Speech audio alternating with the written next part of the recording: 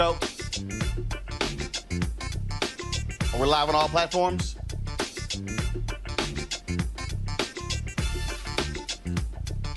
We're live on all platforms.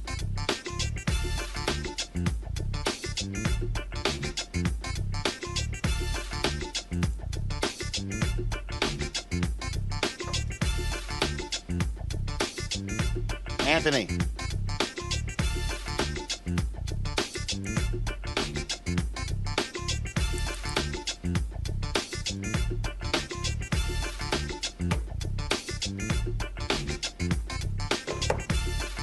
That's why we have a thing there. We can hear you.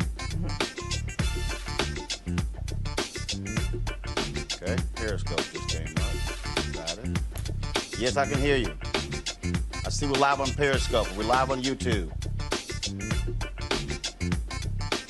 Okay, we're live everywhere. I'm fine. We're going 45 seconds. I see YouTube. Go to Facebook.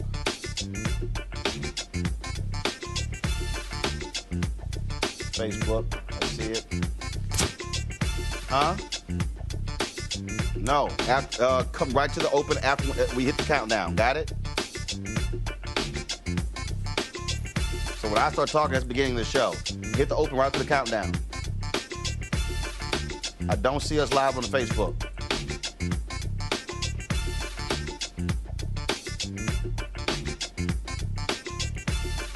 First of all, we're live on Periscope. We're live on, but go ahead.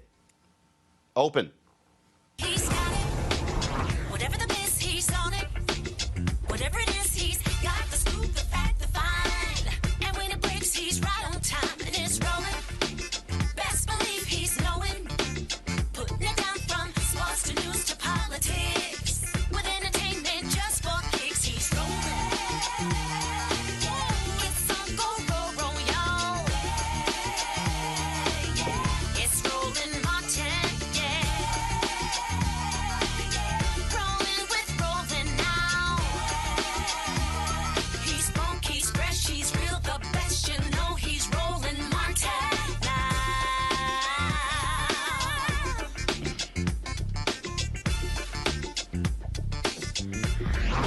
Martin.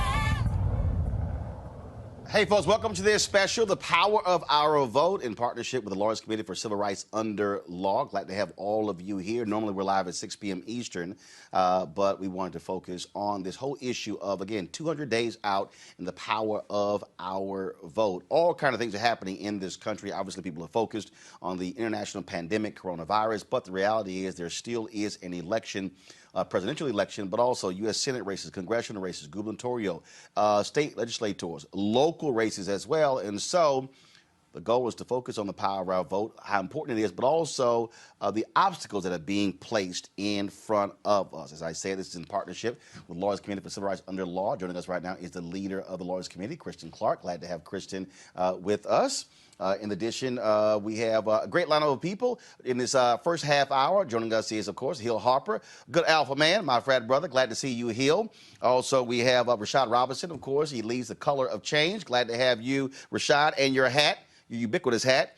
And, of course, Brittany Packnetti, she also joins us. Packnett Cunningham, excuse me. Got to throw the Cunningham on there as well, since she recently got married, of course, activist, and, of course, one who's very much engaged. In the next half hour, we'll be joined by New Jersey U.S. Senator Cory Booker. I want to start first off with Kristen. Kristen, real simple.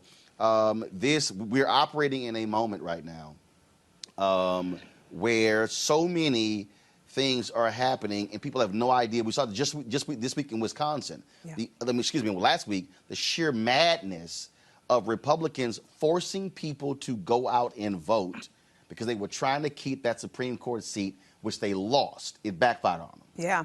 Wisconsin was sheer chaos, and a real important reminder that we have a lot of work to do to get ready for November 2020, and 200 days is all that we've got to get it done.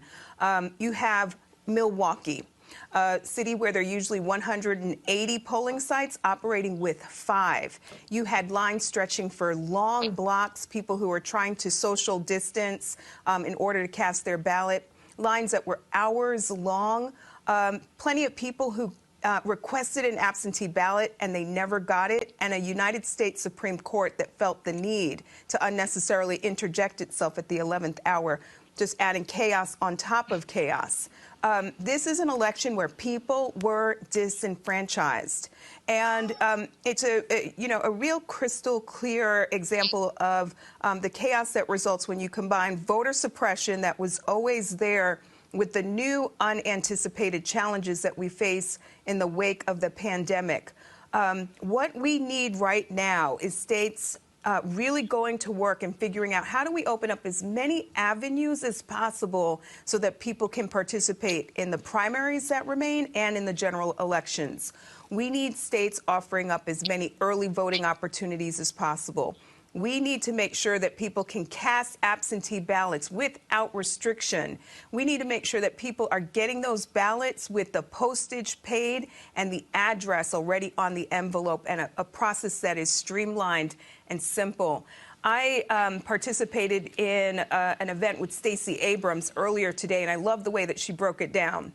If you have 100 people in a community who need to vote, and we can get 75 of them to put their vote in the mail, that means 25 people who are showing up on Election Day. And if we open up some early voting opportunities and 15 of those 25 early vote, then we've got polling sites that only have to deal with 10 people voting on Election Day.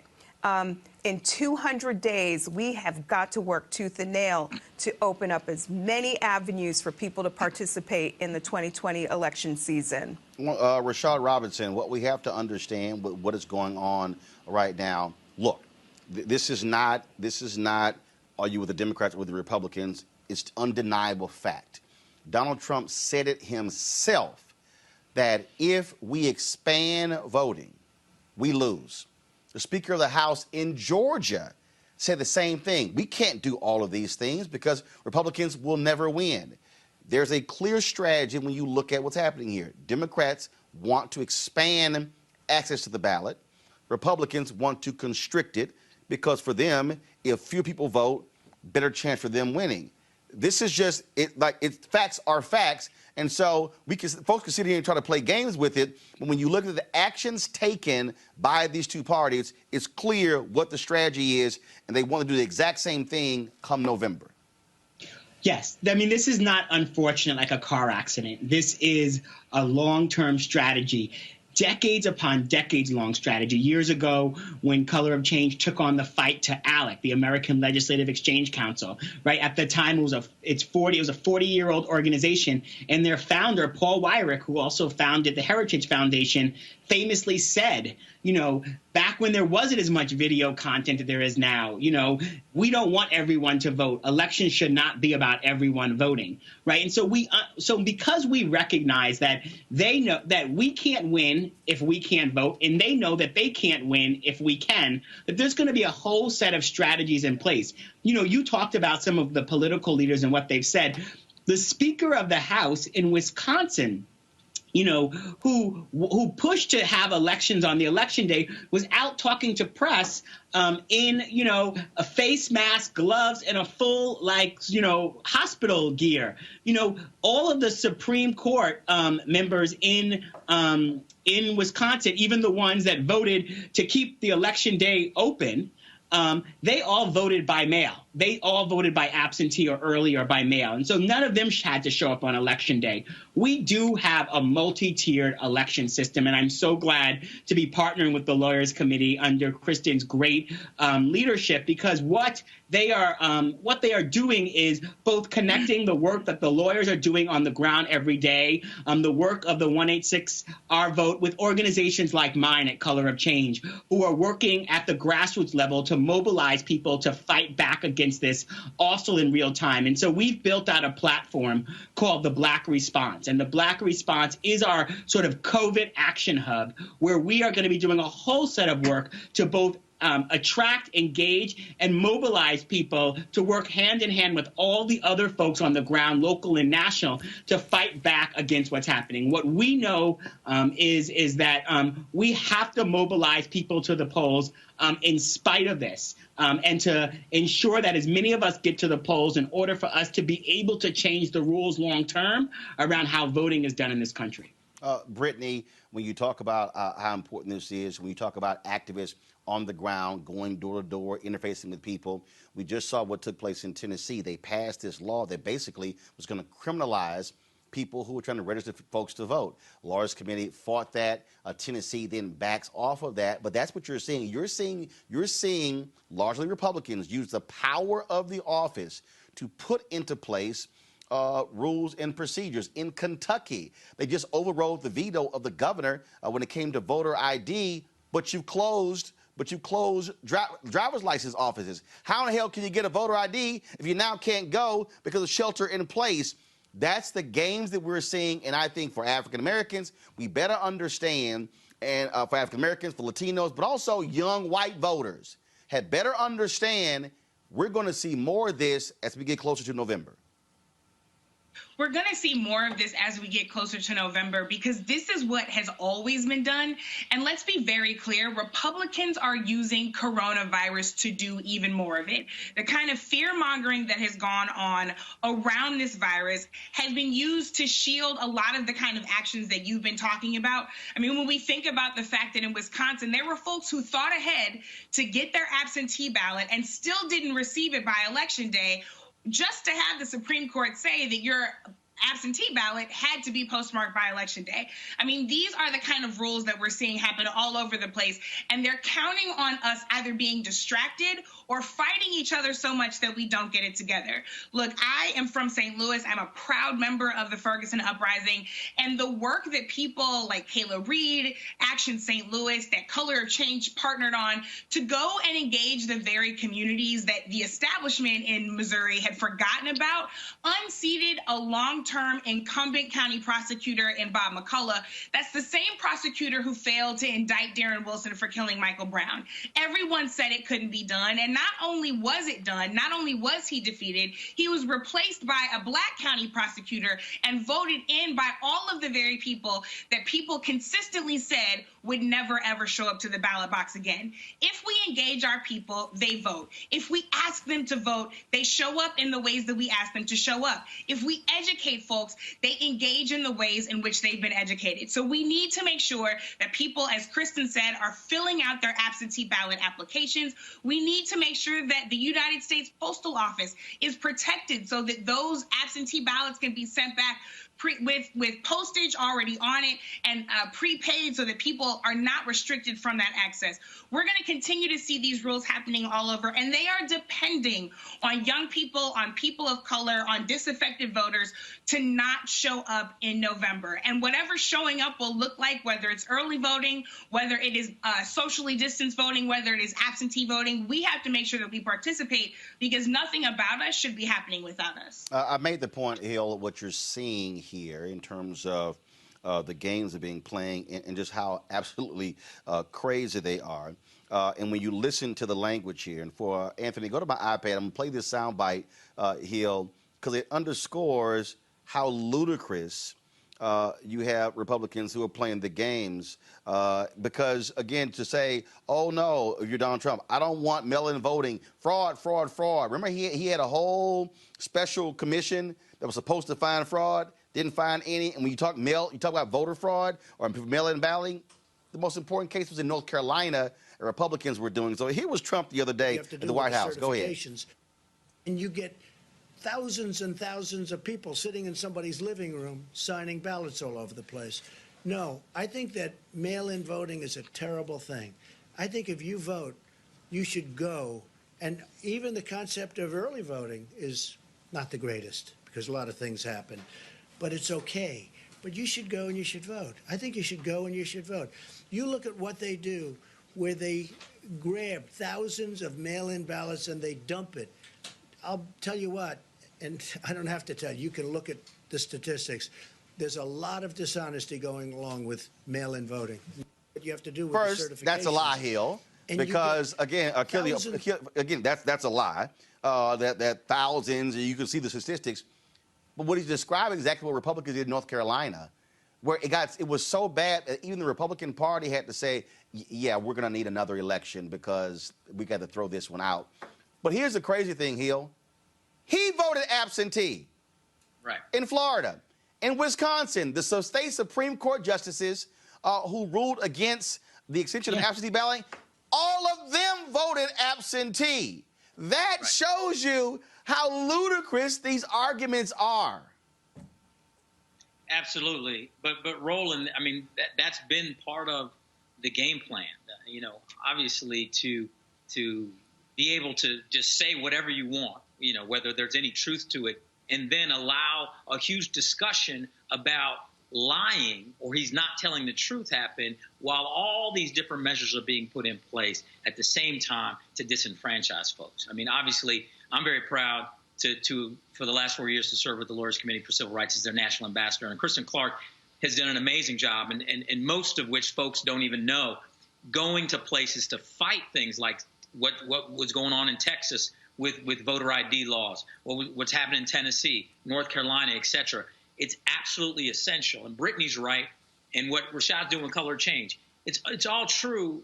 But we have to remember that one of the number one ways folks, particularly men of color, being disenfranchised is being disenfranchised based off having a criminal history.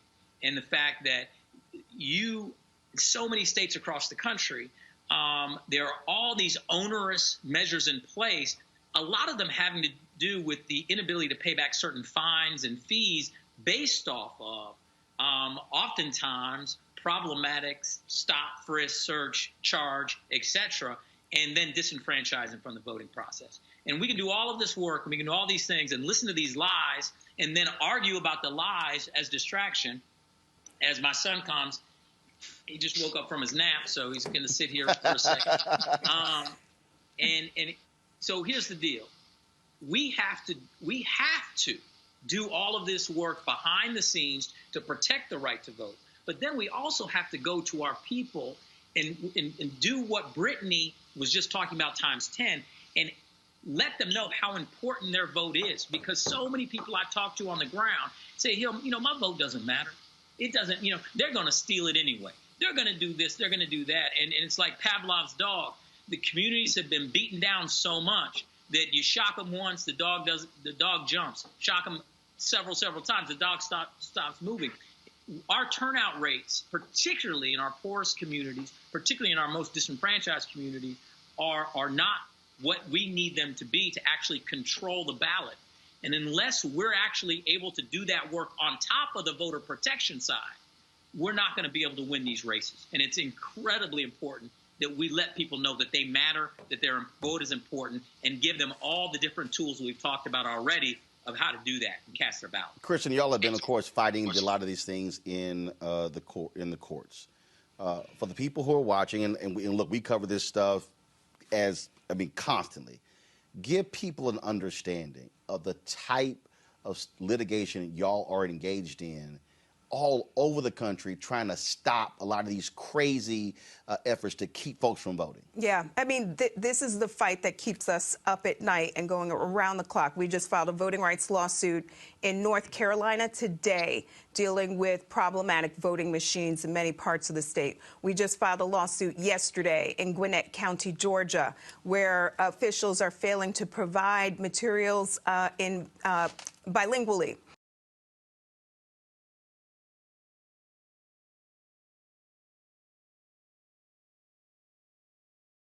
And it's actually required under the Voting Rights Act in parts of the country where you have communities that are limited English proficient. We filed suit in Ohio. Ohio was such a fiasco. The rules that have been set up in place for that primary will no doubt make it difficult for people to participate. You can handwrite an absentee ballot application. We fought and we were unsuccessful. our goal when we go to the courts is to make sure at the end of the day that voters have voice in our democracy. And we don't win every single fight, but we also don't turn a blind eye to voter suppression when we see it. And sadly, voter suppression is alive and well across the country. And it's fueled in part by President Trump, who at every turn uses his bully pulpit to spread falsehoods, lies about vote fraud. You talked about the speaker in Georgia. He's actually launching a so-called task force to study purported fraud with absentee voting. We know that this is all about discouraging states to do the hard work that's really needed in the midst of this pandemic to ensure that people can exercise voice in our democracy. So we are in the courts. We've got color of change that's in the street and really marshaling digital advocacy as a weapon to activate people and to fight back. We have Brittany, who is a tremendous and powerful voice speaking truth to power. We have folks like Hill Harper, who is using his platform to encourage people to get out and vote. And that's what it's going to take. It's going to be a multi-tiered strategy from now and for the next 200 days to make sure that we can overcome the barriers that stand between us and the ballot box. We don't need a reminder about what's at stake with elections. As you remind people, it's not just about the presidency and the top of the ballot. It's who is your mayor putting in place that police chief? Who's sitting on your school board and shaping policies for our kids? It's who's the sheriff making policies, running our jails? It's, as Brittany talked about, who's serving as your local district attorney and making decisions about whether or not to prosecute that cop who used deadly force without basis. We've seen what's happened to our federal courts over the past 3 years. There is so much at stake right now, and it's important that people be encouraged and that we do the hard work necessary to make sure people have voice. And the 866 Our Vote election protection program that we run at the Lawyers Committee is one vehicle that's going around the clock 365 days a year and is a place where people can report complaints about voter suppression that may be playing out in their communities. I made the point, Rashad, about what happened in Wisconsin. This story is quite interesting. This is the headline of the Milwaukee Journal Sentinel. It says, all seven, go to my iPad, Anthony, all 7 Supreme Court justices voted absentee, even those who hadn't in the past. The Supreme Court, the United States Supreme Court, allowed the voting to go forward there in Wisconsin, even though they won't even meet together. They meet via conference call. And so you're literally doing things in your own life that you won't let other folks do, and you're playing the games. And so what ends up happening is Dan Kelly loses because in Wisconsin, and unfortunately, they were trying to purge 200,000 people from the voting rolls. And so what ends up happening is Dan Kelly. And so one of the things that also happened here, which is crazy, Rashad, is that we have to remember, it was from Ohio, where the Supreme Court allowed these voting purges. There is a clear plan to purge as many people as possible in order to force people not to be counted, to lower the numbers here. And that's why I keep telling people, you know what? Don't assume your registration is good. Re-register every year. Every year, fill that card out so they can't try to play the games. Well, all of this, first of all, Roland, I'm so glad that you're doing that and that you have this platform and you are able to just speak it really clearly, because you're absolutely right. All of these things are taking place. Back in 2016, we had to run a campaign in Wisconsin in Paul Ryan's district where they were trying to move a polling place in Paul Ryan's old district, where they were trying to move a polling place from a town hall to a police station, right? Hill brought up, and both Hill and Brittany brought up the intersections between criminal justice and voting rights. And this sort of idea, this strategy of putting up billboards before Election Day saying, if you show up to the polls and you owe taxes, or voter fraud is a felony, we, have had to do rapid response for years around that. We had to do rapid response around that under the framework for years where we actually had a Justice Department that was trying to do everything it could to ensure that people had access to the vote. Now we have a Justice Department that is lockstep in the movement with the voter suppressors, with the folks that are trying to suppress our votes. And so it's going to be more important than ever. And so, for us as a digital advocacy organization, we, are seeing our job as a couple of things. We have built a digital action hub that we're going to be rolling out over the next couple of months, actually have already started testing it out, that has a set of tools for everyday people, both to fight back against misinformation and disinformation, to allow us to tag it in real time, to have us have our members go straight to video, basically training hundreds of people that can go straight to video, where we can buy ads across zip code tracks to be able to fight back against disinformation and misinformation that is also fueling some of the voter suppression that's happening. That we can also do the type of voter contact work when we might not actually be able to get to the doors at the sort of level and scale that we're able to get to the doors in places like, St. Louis County, when Brittany talked about the work that we did in partnership with local folks to unseat Bob McCullough. All of those things, we're going to have to figure out new ways to build power in this moment. But what's clear is that we do have to do the work around communications, around mobilization, and around organizing in order to get people to the polls this election cycle. We cannot just simply leave it up to fate that people are going to be upset about what's happening in this country. People are facing a lot of pain. And what our opponents to Black people turning out are hoping is that all of the pain, all of the challenges combined with extra hurdles will help them keep enough of us away from the polls where they will be able to kind of express their will for the type of future we should all have.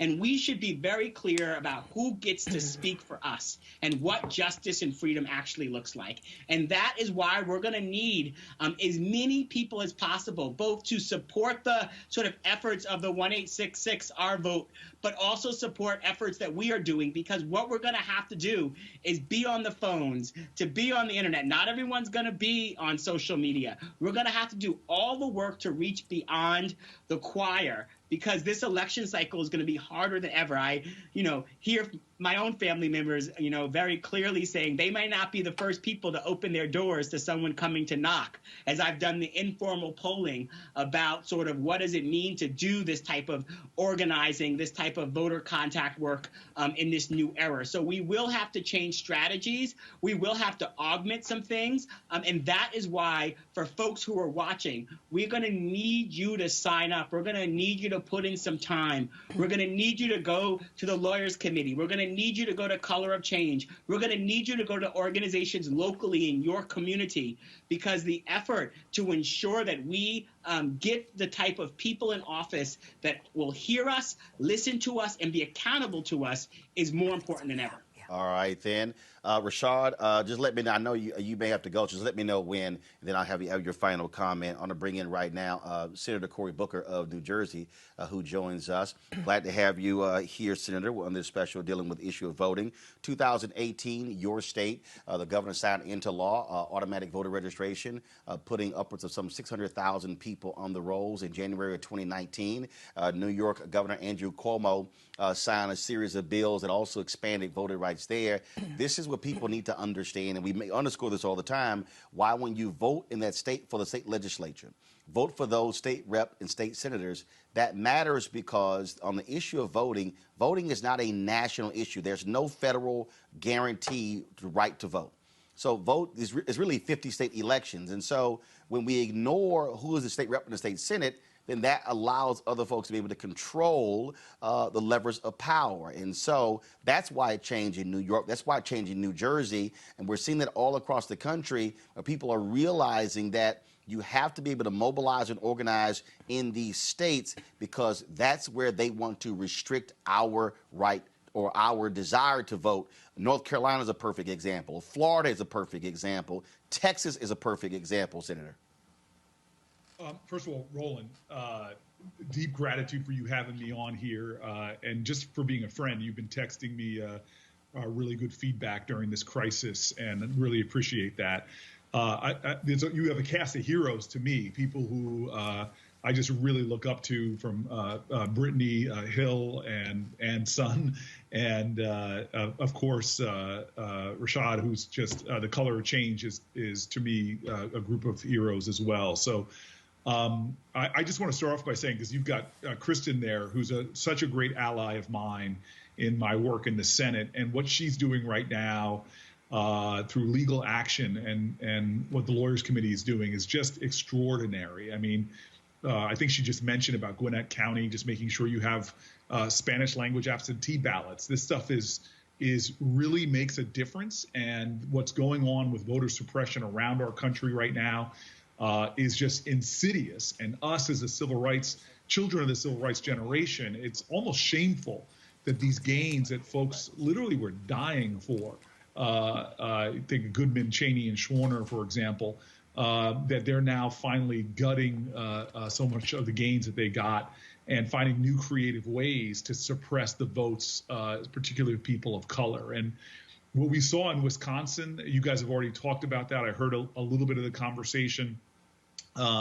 But it's just, to me, I've called it despicable on national TV already. And I'm just going to tell you, when I saw those images and those pictures of watching folk being helped out of their wheelchairs, the most vulnerable people in communities, it was just despicable to me, where people were having to choose between their health and their voting. And when you see people of color, the numbers in Milwaukee, for example, I was just writing this down to get it exact, but 70% of the COVID deaths in Milwaukee County, the whole county, are African Americans, when blacks make up only 26% of the population. So just think, if you're a black elderly person, as I saw on those videos, going to vote, what you are basically putting yourself in crisis for. You not only have the equal risk of everybody there getting it, but because of the things we know that are disproportionately impacting our communities. I'm sitting here in Newark. We got Superfund sites, incinerators, 3-4 times the asthma rates in our community, all of these environmental toxins. And now you're sending vulnerable communities out to vote who can't vote by absentee. It is sinister as well as despicable. And so I feel very compelled in the work that I'm doing right now. This is one of those days where most of these days now, you forget what day of the week it is because you're just going at it 24/7. But I'm blessed today. I was talking with fellow members of the Congressional Black Caucus about our agenda, working with Chuck Schumer on the Senate side on critical things that you all have already been talking about, including these health disparities. And I know we're talking about voting, but everything is interconnected here. Everything is interwoven when it comes to the rights, dignity, well-being, and frankly, dealing with these persistent injustices that we're seeing in communities because they're lacking presentation. And I know you haven't touched on the census, but God, when you talk about adequate representation, your votes meaning having the power that they should have, the challenges we're facing with the census deeply affect that. And so, Roland, I just want to get real quick to some of the things that I'm working on, specifically, if that's okay with you. Go ahead. But right now, besides the health issues we're working on and the economic issues that we're working on, we were able to get into that last bill about $400 million in election assistance to states. It's a first step, but it's still only a modicum of what is actually needed. And so we have a big effort in the Senate Democrats of trying to get a lot more resources in there to make sure we have strong voter provisions in this next coronavirus bill. And that really means 4 things that I want to drill down on. First, we believe strongly, and you guys have been talking about it, in voting by mail. Good enough for the president, good enough for state Supreme Court members like we saw in Wisconsin. No one in America especially at a time that if you're looking at the modeling I'm looking at, we could have a blip up again of coronavirus in November. Nobody should have to choose between their health and exercising what is a sacred right when it comes to voting. And there are different ways we can do it. We're talking about a lot of this, whether it's expanding vote by mail or by requiring every state to send every registered voter a ballot. When you're talking vote by mail, there's a number of things that are really important. You guys might have already mentioned these, but it's about having postage paid. It is about not having these signature match programs be done in a way that we already know that they are used in a way to undermine the votes of blacks and Latinos. It means that if you get your ballot in by the election day, it has to be counted, even if it comes in later past election day. So we need to make sure that we are emulating and expanding upon the success that we're already seeing in a lot of states that are leading the way, from Oregon to Colorado to Utah. These are places that that put in place very robust vote by mail systems, and it's something that we need to do. And again, as Wisconsin shows us, that just by having a vote by mail system, it does not necessarily mean it's just. Second, we need to ensure access to early voting through an extended in-person early voting period. It's something, again, that we are trying to figure out federal levers to incentivize states to take on that practice. Third, we absolutely need to expand options for voter registration, like online voting and same-day voting. It's something that I'm pushing hard as a part of my agenda. I think, as you gave my state a lot of props for that, that should not be something just by having the privilege of living in New Jersey. And I know y'all are jealous for not living in Jersey. Really? Yeah, I had to go there, man. I had Really? to go there. Okay. I know you got state envy, Roland. Keep moving. But we need to make sure that this is a national program. And fourth, we need to make sure that we are preparing for this election. What we saw in Wisconsin, we should make that the motivation for us to be marshaling all of the resources and activism we have to make sure that that is not the picture in November. And that means making sure that we are doing everything to expand access for those people that are being so often shut out from participation, not just people of color, but people with disabilities. Right. People with English language proficiency issues, low-income people in general, Native Americans. We need to make sure, as we saw in the last election, the Native communities, in North Dakota, that state did targeted efforts to try to disenfranchise Native Americans. And so that's overall the agenda that we're pushing in the Senate, trying to get resources there. We've got roughly 200 days. And we should be working on this with the same sense of urgency and activism that our ancestors in the civil rights movement were doing, because in many ways, the stakes are higher right now in this election. And I know what the difference this could make in terms of who controls the Senate, which affects judges, who controls the presidency, which affects existential issues from environmental justice and the climate crisis, all the way to pressing issues that we were making progress in under the Obama administration. Remember, the president had the 21st Century Task Force on Policing, which had so many great recommendations in that have not been implemented, an attorney general that was willing to do consent decrees. Got it. So all of these things are on the ballot, and we've got to make sure people have access. Brittany, you heard the senator say right there about how you got to mobilize and organize. What are the conversations you are having? And Hila, you can jump in, and Rashad, you can jump in on this as well. What are the conversations y'all are having about how people can mobilize and organize where you can't go door to door, where you can't do all the things that we traditionally do when it comes to getting people ready to vote? Sure. Well, first of all, just so much respect for Senator Booker and the work that he's continuing to do for us and on our behalf in the Senate in fighting this issue and getting out ahead of it.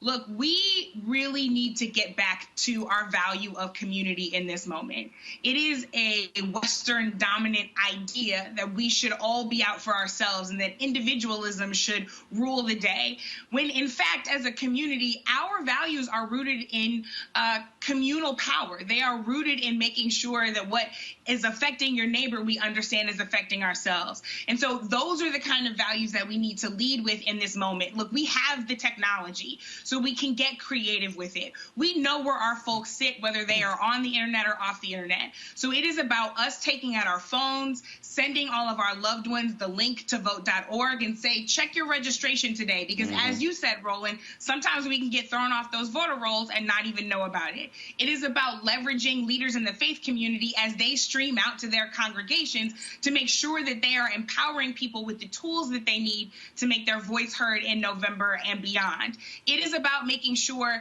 that when those aunties get on the conference call like mine do, that you are sharing the information with them and that you are texting out the link to download your absentee application to the family group text. Yes, it is about all of the organizing that established organizations like Color of Change and so many others are doing, but it is also about us recognizing the power of community. It is about us recognizing that our vote does more when we can vote in a block and actually communicating that with the people that we love. It's also about educating the people that we love. I have a lot of college students in my life who think that their vote doesn't count for anything. They're saying the same things that Hill has heard from people that he loves and cares about. So I've been having the conversation that doesn't patronize them, right? That doesn't say, you know, you need to go and vote because I said so, right? We know that that's actually not an effective strategy to condescend someone into voting. It is a much more effective strategy to ask someone why they feel disengaged and disaffected by this system,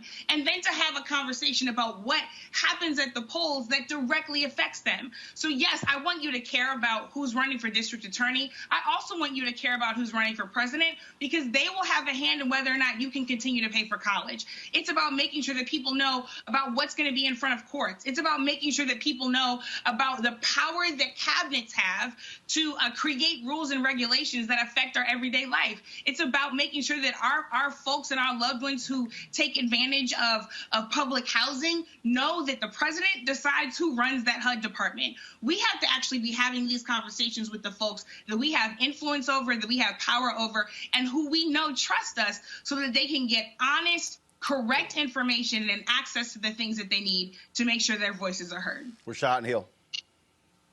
He'll go and I'll jump in. Okay, I think Brittany's absolutely right. You know, this conversation is bringing me back to my days at Harvard Law School when I learned about Charles Hamilton Houston or Thurgood Marshall. And at that point, during the civil rights movement, fighting Jim Crow laws and moving into the civil rights movement and Brown versus Board of Education, et cetera, it was the idea of attacking the court system to create meaningful change. Now that we've moved into this era of the last 30 to 40 years of systemic and institutionalized racism and disenfranchisement that we've seen that is very purposeful and deliberate, and we've also seen this wealth gap grow, and now that there's so much money in politics, it's really about moving into the power of the vote and the power of these offices. And we have to call each other to task, to be quite honest. There's a frustration. I've been doing a lot of work in Flint, Michigan, and Flint is one of the poorest cities in the country.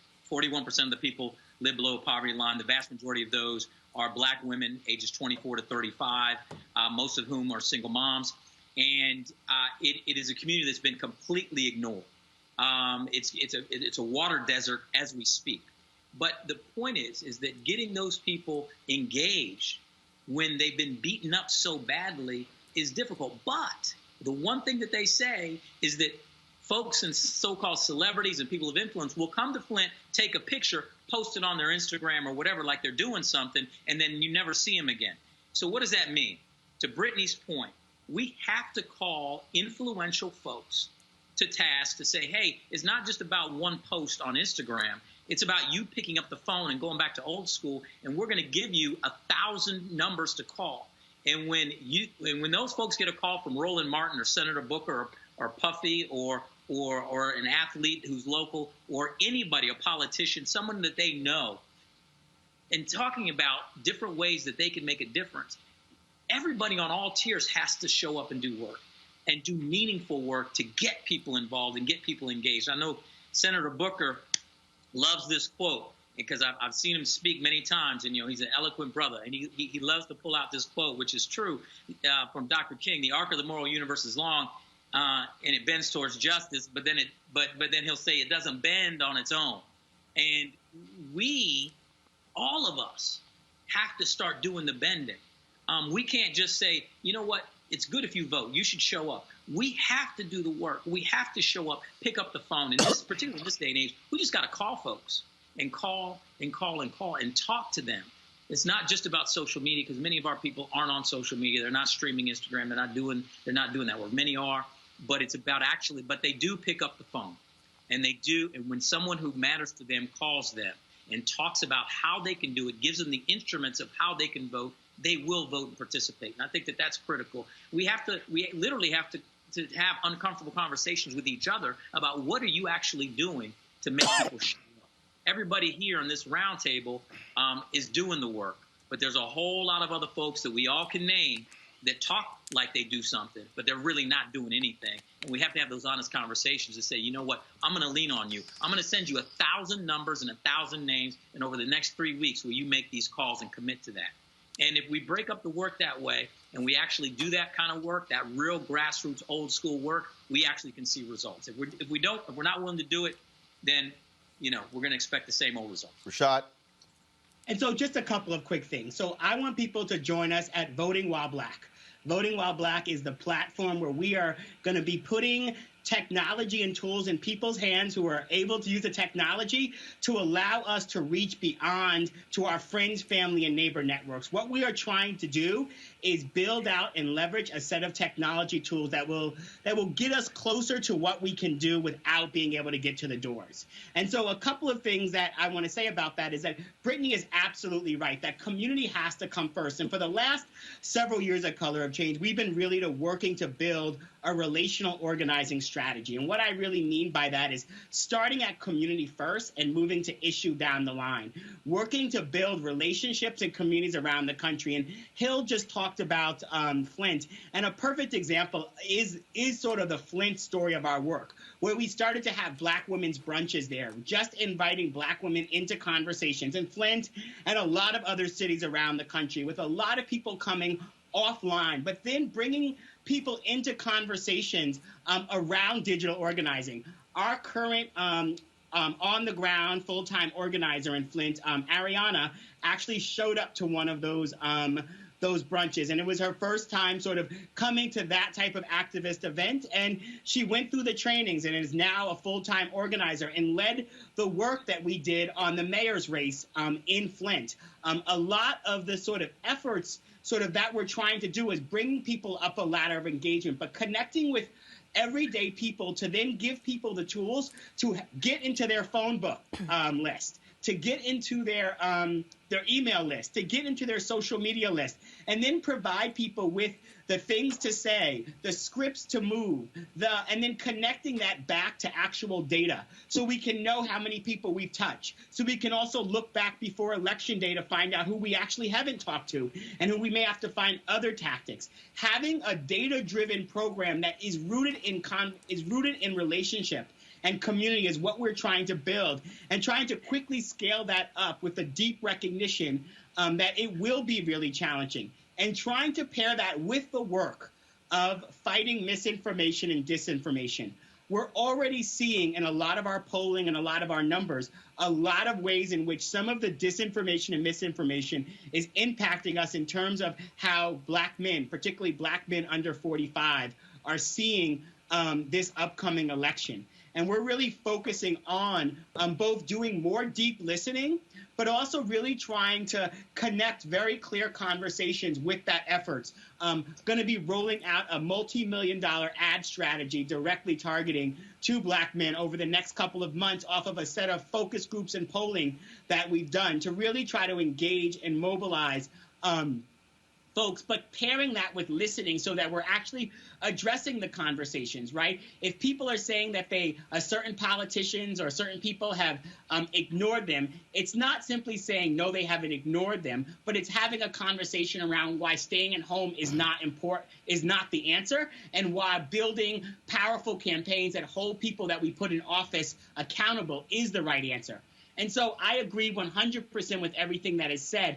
And what we need to do is pair that vision with infrastructure that allows us to actually scale that. So we are reaching millions upon millions of people, because that's actually what it's going to take in order to win this next election. Back in 2018, we did over 5 million voter contacts, leveraging about 20,000 volunteers. We're going to need to do a lot more of that over this upcoming election cycle. And we're going to need volunteer power to engage that. And we're going to need people power to engage that. So I hope people come visit us at colorofchange.org or votingwhileblack.com. And those are both places where you can join us. And of course, sign up for the work that the Lawyers Committee is doing, because we rely on them so much as partners in helping us fight all the barriers that are being put in our way.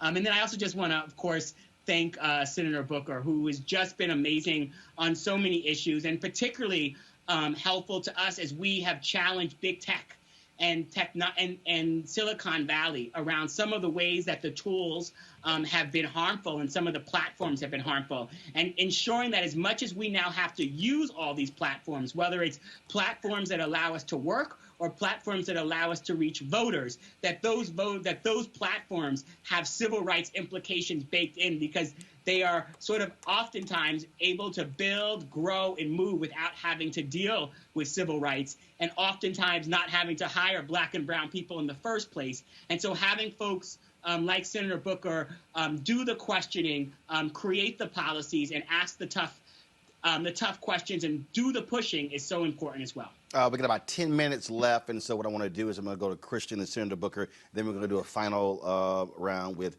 Brittany Hill and Rashad. Christian, I'm going to go to you. Hey, Anthony, go to my iPad. You sent this tweet out 6 hours ago. In Wisconsin, at least 27,500 absentee ballots from eligible voters came in too late to be counted. Guys, you should be going to my iPad. More than 11,000 voters who requested, you should see it now, more than 11,000 voters who requested ballots were never, ever sent one. Okay, so that's a tweet you sent. In 2016, Trump wins Wisconsin by 22,748 votes. Now, I'm not assuming that all of those absentee ballots, let's say this was the presidential election, would go to a Democrat or Republican. But to say 27,500 people that came in too late to be counted, 11,000 never got one, right there, that's 38,000 ballots. That's more than the margin of victory in 2016. And so people need to understand the work the Lawyers Committee is doing. We're in a situation where literally every single vote can make the difference. Yep, that's right. That is the story of democracy. Every vote counts. And the reason why... Or doesn't count. Well, the reason why we see hostile election officials peddling these vote suppression schemes is because our elections have come down to these razor-thin margins. You peel off a few people in Milwaukee, you peel off a few people in another community, and all of a sudden you can turn the fair outcome of an election on its head. It's why this moment demands that we be vigilant. It's why this moment requires that we really take this time that we have at home with our families, as difficult as it may be to not be carrying out our ordinary lives, to think about what is the work that we can do right now to make sure that we have voice in the 2020 election season. History has shown that when African Americans turn up, when we show up and exercise our voice, we can shape history. And the ink is not yet dry on the role that we will play in the 2020 election cycle. I think that we can claim this moment to, one, start doing the work to make sure that our communities are registered. As Brittany pointed out, you know, our churches are shuttered. Our campuses are shut down. Grassroots activists are not able to knock on the doors in the way that we would ordinarily do in order to unleash the power of people who are not yet registered to vote in our country. So working right now to make sure that they know about online voter registration, if it's in their state, is critically important. Making sure that we're pushing for same-day voter registration as a last-minute option to bring people onto the registration rolls in November has to be a part of our strategy. Allocation that has been put forth for states to begin to do this work right now. We need more funding. We need more of that funding to make sure that states can put in place all of the strategies needed to make sure that people can register and that people can vote in the primaries and vote in the general election. When I talk about vigilance, that means paying attention. If you hear about an effort to purge people from the rolls in your community, if you hear them talking about new eligibility criteria, call 866-OUR-VOTE. Call the election protection hotline that we lead at the Lawyers Committee. It's the nation's largest, nonpartisan, trusted source of information, and more importantly, we will fight back. A lot of the complaints that people bring to us by way of 866-OUR-VOTE, we end up taking those complaints and filing suits in court to fight back.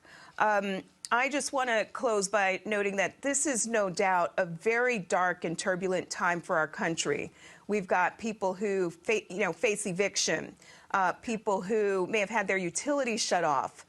We've got kids who are on that side of the digital divide that are not able to do distance learning right now. And as Congress goes to work and puts together these massive spending bills, it's important that they bring a racial justice perspective to bear to make sure that the most vulnerable communities in our country are not left out. And I'm really thankful for Senator Cory Booker and for all of the members of CBC who fight every day to make sure that our voice is not left out. And that actually ties back to the power of our vote. If we don't vote, we don't have a seat at the table, and our issues get left by the wayside. I got about, so here's the deal. We are live streaming this on YouTube, Facebook, Periscope, as well as Instagram Live. IG Live cuts off exactly after 60 minutes. And so if we could make the comments brief, Senator Cory Booker, then Brittany, Rashad will close out with Hill. Senator Booker. I just want to again say I'm grateful for the 5 of you that are on this call. You all are really people I look up to, admire, and have had the chance to work with really closely. I want to just close out by saying 2 things. One is please fill out your census form. That is so urgent and related to what we're talking about political power and representation. I'll say that again. Number 2, I just want to let folks know that we are really in a distraught present where the rights that we have are being rolled back. I think of a guy named Larry Butler, who I talked about during, I think, a Supreme Court justice hearing, who's 90 years old, African-American man, South Carolina. The poll tax when he was, back in the late 1800s, was equivalent to what he ended up having to pay. In fact, he paid more just for him to get a voter ID, according to their voter ID laws, after he couldn't get one through a bunch of rigmarole, was sent a lot of ways, an elderly man without that much money. I could give story after story of example after example in so many states now about how rights are being rolled back. We've got to fight back. And this election 200 days ago is going to be a real crossroads for our country. And the final thing I'll just say, because Hill was so kind in his words to me, as was others, overly generous, frankly. Hill is just as amazing of a speaker, and then on top of it, he's handsome and has hair. But I will say he's a triple threat. I just maybe have barely one. But I will say, though, that King has another quote that I'll end with, which is just that change does not roll in on the wheels of inevitability. It must be carried in on the backs of people who are willing to demand and work for it. And that's really got to be us in this generation, especially this year of great crisis and great consequence. Brittany. I'll just remind people that if your vote didn't mean anything, people wouldn't be spending so much time, so much money, and so much effort to steal it from you.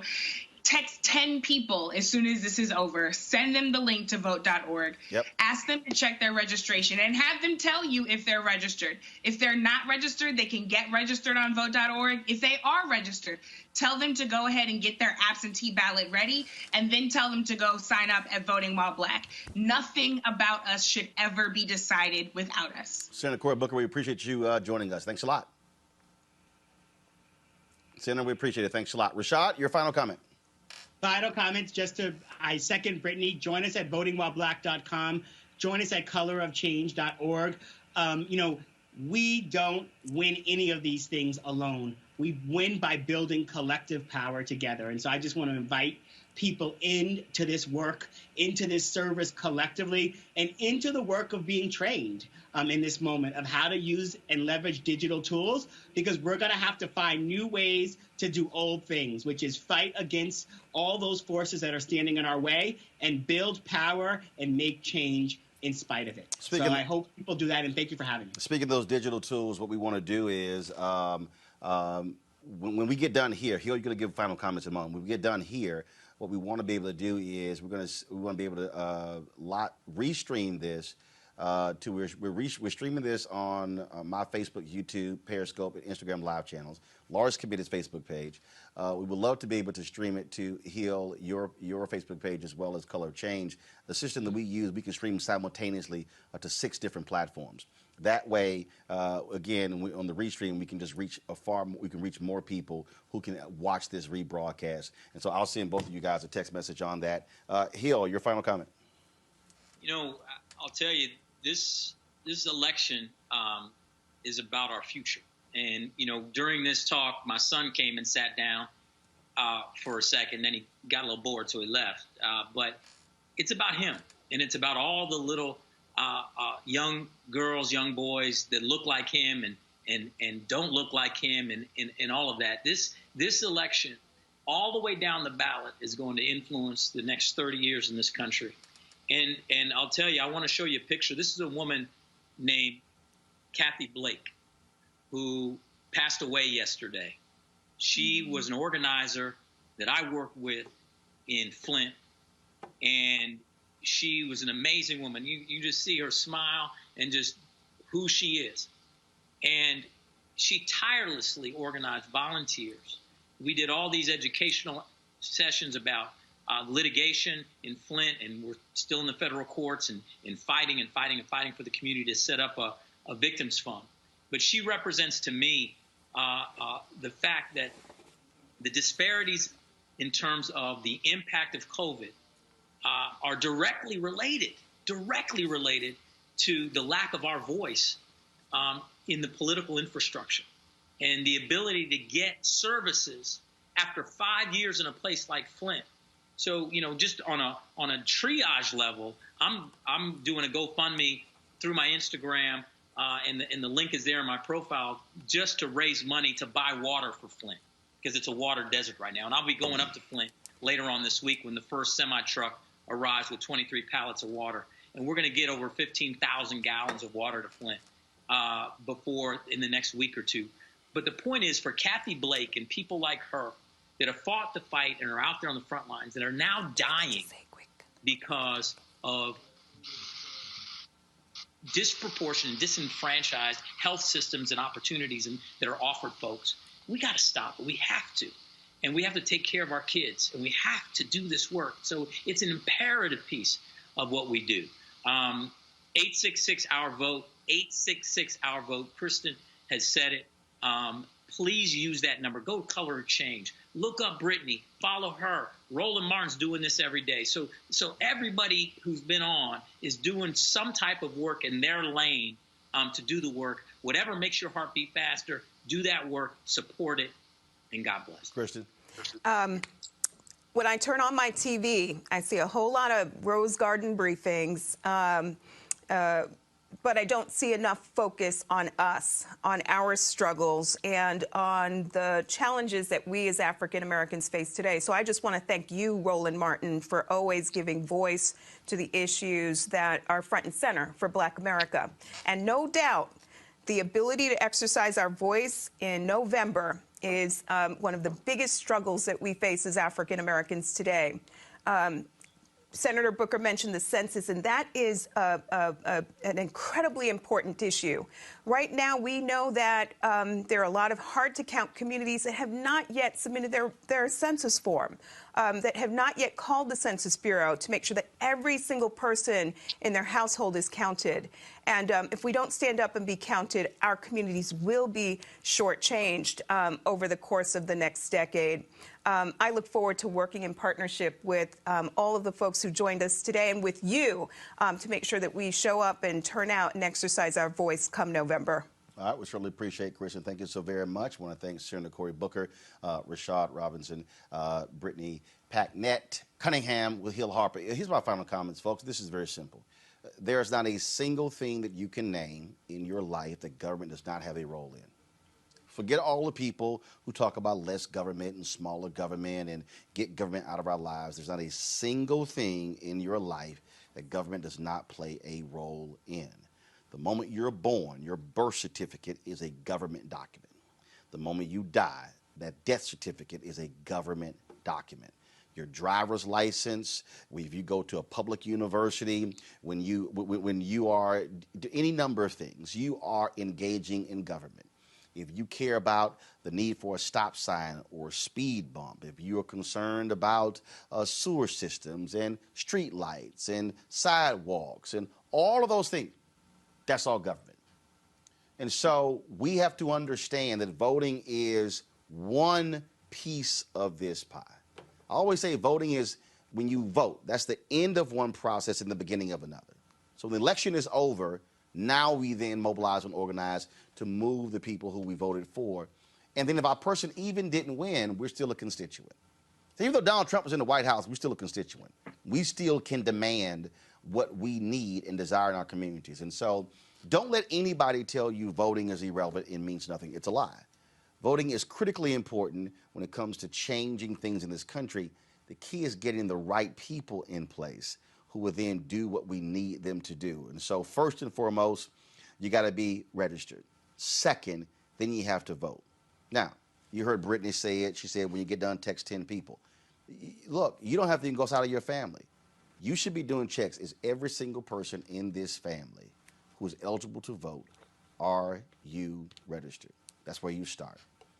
And then we begin to move people and begin to educate them. That's why this show is critically important, giving you the issues that matter. And so that's what we want everybody to do. And so please support what we do, support the Lawyers Committee. If you want to support their work, where can folks give? LawyersCommittee.org and hit that donate button. Okay, so all you got to do, folks, and of course what we do here, you see it down at the bottom there, Cash App or PayPal, support what we do, because this, having our own platforms, allows us to be able to do this where others will not give it this level of attention. All right, folks, I'm going to see you guys at 6 p.m. Eastern for our regular edition of Roland Martin Unfiltered. Do not forget, also, we have a great thing for you guys on tomorrow. Gerald Albright is going to be doing a live broadcast, a live jam session from G's Place. That's, of course, his home in Colorado.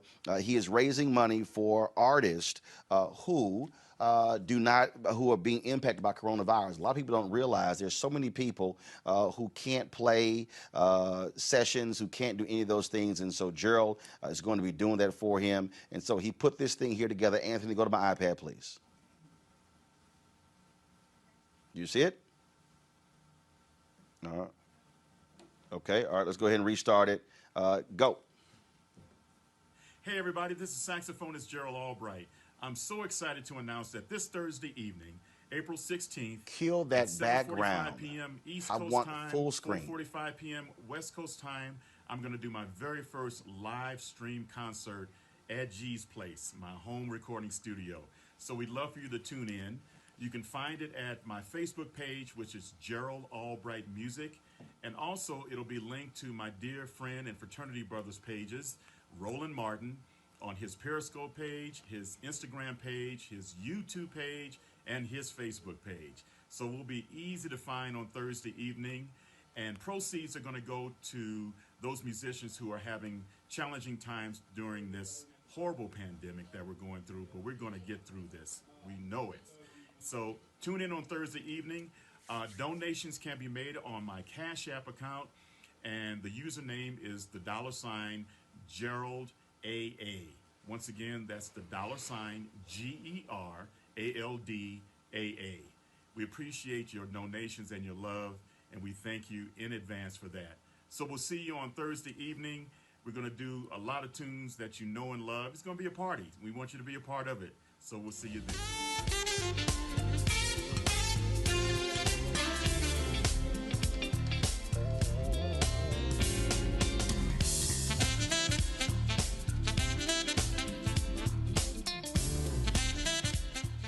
Folks, as soon as we end, when we hit end, this will immediately archive on YouTube and our Facebook page and Periscope. Please share it with as many people as possible. They can hear the content that we just had for the past hour. Thanks a bunch. I'll see you guys later. Holla! All right. You want to support Roland Martin Unfiltered?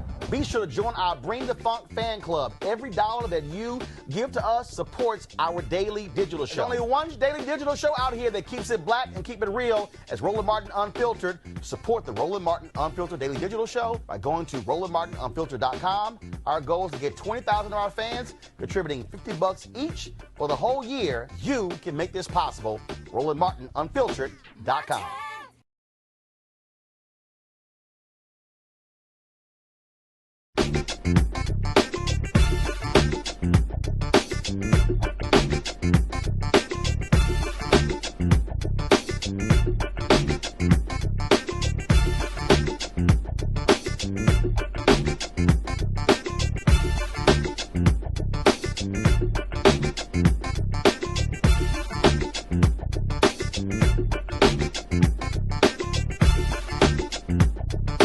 You want to check out Roland Martin Unfiltered?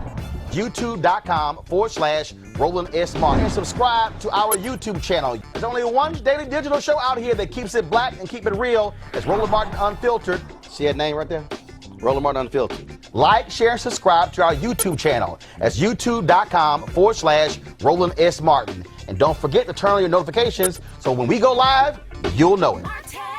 You want to support Roland Martin Unfiltered? Be sure to join our Bring the Funk fan club. Every dollar that you give to us supports our daily digital show. There's only one daily digital show out here that keeps it black and keep it real as Roland Martin Unfiltered. Support the Roland Martin Unfiltered daily digital show by going to RolandMartinUnfiltered.com. Our goal is to get 20,000 of our fans contributing $50 each for the whole year. You can make this possible. RolandMartinUnfiltered.com.